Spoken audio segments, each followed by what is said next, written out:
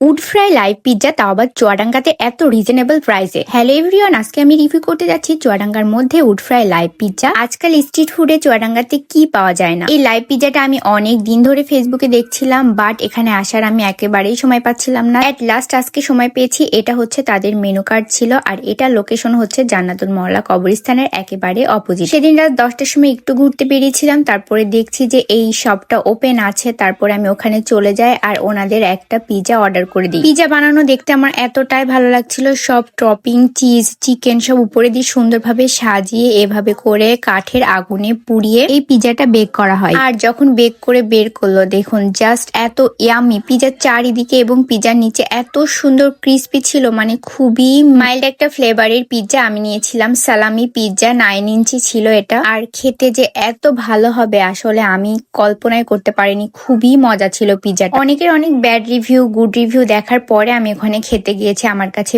বেশ ভালো লেগেছে। পিৎজার সাথে তারা দুইটা টিপ দিয়েছিল, একটা হচ্ছে টমেটো সস আর একটা হচ্ছে মেয়োনিজ। এত মজা ছিল, মানে খুবই ফ্লেভারফুল ছিল পিৎজাটা। আমার কাছে বেস্ট লেগেছে। আমার যদি এটাকে রেটিং করতে হয় তাহলে আমি রেটিং করবো 8 আউট অফ 10। তোমরা যারা রিজনেবল প্রাইসে ভালো পিৎজা খেতে চাচ্ছ, টেস্টি একটা পিৎজা, তারা ওখান থেকে ট্রাই করতে পারো।